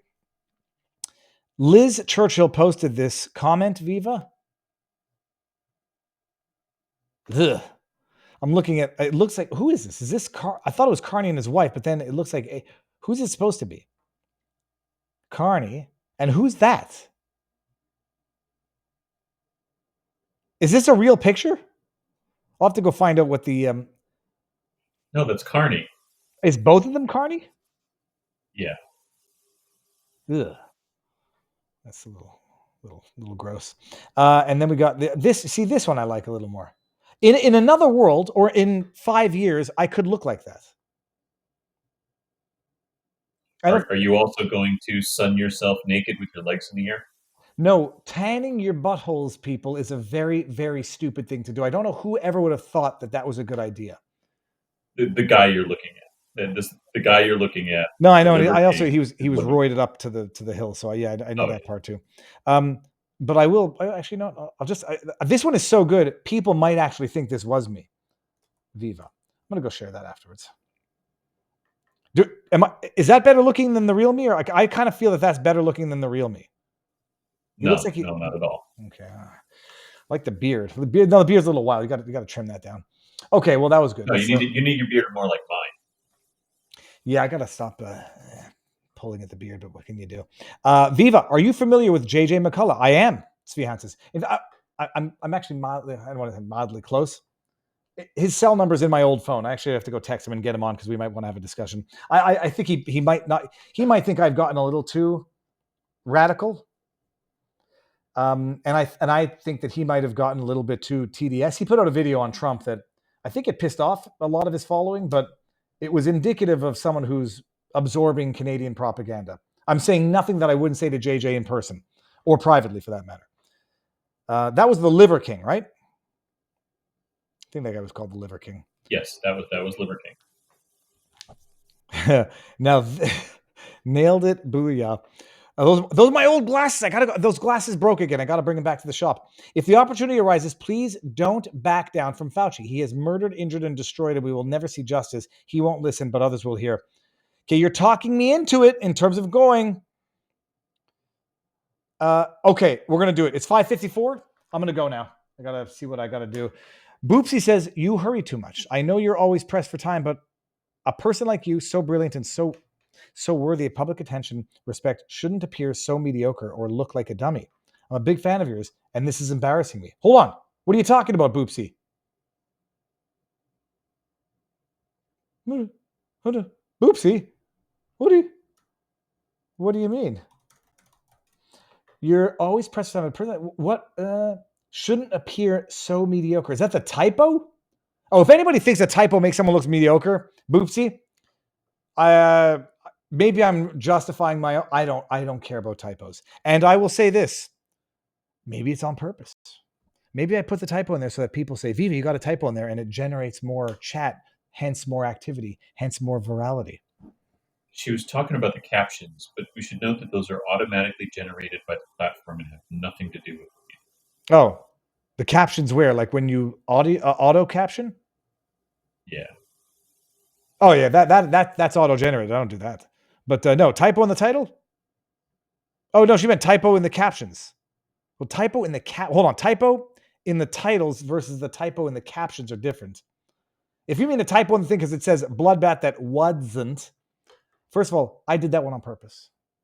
I wanted to highlight the fact that it wasn't. It really wasn't. I don't know if you're sneezing, coughing, or what are you? Yeah, Bullshit. It's my kofefi. It's my kofefi. No, and I'm not even. I can't even pretend that I do it on purpose so that it generates more time. That is my vice foible in life. And the thing is, there's no amount. I spell Isle. When I sit there and proof it, I'll spell Isle, I-S-L-E instead of A-I-S-L-E. It's going to happen. Or dyslexia, and you can't make fun of me because it's a condition. All right, Viva was the law review editor at the law school. Yes, I was the editor-in-chief. I didn't proofread for typos. That's not what the editor-in-chief does. That's what you have editors for. I edited content, made sure that we had views from both sides. Where's my thing? Le Verdict was the journal. Rédacteur en chef, Colin Debin. And I did a damn good job at it. I was l'avocat du diable. I was the... Now, what's the term in English? Devil's advocate. Yeah, so forget it. Yeah, that's the one. Wasn't typos seem in most of your captions for videos? Yeah, it does. That has nothing to do with the rush. It has to do with visual inking, and I could go and send it off to Encryptus, but then there's still gonna be a typo. Okay, it doesn't matter. Enough of the typos. Boopsy, thank you, and I take nothing personally, and I appreciate that. I appreciate that nobody likes seeing typos. I've just given up caring because there's nothing I can do about it. And that's not true, Viva. You're selling yourself short. Hey, I am Dude, there's a red line, and I don't see the red line. There's nothing I can do about it. I'll blame my eyes. I'm half blind. I'm not half blind. Okay, doesn't matter. We are going. Excuses. I know that I got for my own foibles. For certain foibles, I will excuse them under the sun. Oh, and by the way, so the funniest thing, I will end on this anecdote. I go biking with the kid, Ethan, and we're biking, and we say we're going to go for an explore adventure through the woods because it's a path that we've never been on before, and we go do it. And then my phone is just vibrating in my pocket. And I say, it's my wife. She's like, did you forget you got to pick up the other kid? I said, of course I forgot I got to pick up the other kid. And she's like, well, you got to go get her. So then I'm coming back. She's like, okay, fine, let's rush back. As we're rushing back, freaking Ethan runs over a shard of metal that pops his tire. So then he gets on my bike, and I got like this hydraulic seat that I can lower it a little bit on my mountain bike. So it's sort of like, it's monstrously huge for him. And I'm jogging his flat tire bike. Then it starts pouring. And that was the adventure of the afternoon. And now we're going to go see what those caterpillars are doing to that plant. So the other thing, I said it, but like Home Depot sells these plants, and they come infested with the monarch butterfly caterpillar, whatever it is, and it's milkweeds. And apparently they're selling them off the shelves. And so I'm gonna show you what we have back there now. There's nothing but the thick stem in the beginning. These caterpillars are so fat and drunk, they're falling off the leaves and like drunken pigs on the ground. And then they come to and they go back up. It's the coolest thing ever. And some of them have actually formed their chrysanthemum. And I'll show you a picture of that right when we finish this. So go can finish the raid with Lord Buckley and say hi to them for me. And I will see you guys tomorrow, locals. Thank you all for being here. And get 2 ponies, better than bikes. Well, I got 2 electric bikes, but I wanted to use my bike. I can keep up with my kid when he's on full throttle on his bike. And it was fun. So go enjoy the day. Thank you all for being here. And I will see you. Make sure I didn't forget any tipped questions. Don't bother me with Fauci. Okay, fine. I got that. Okay, we're good. Go. That was not the end of the show, people. That was not the end of the show. I will not end it so abrupt. Do you remember when I used to cut in the middle of a sentence? Sorry about that. Rumble the studio decided to kick me out again. Go now. Enjoy the day. Godspeed. God bless. See you tomorrow, peeps. Booyah.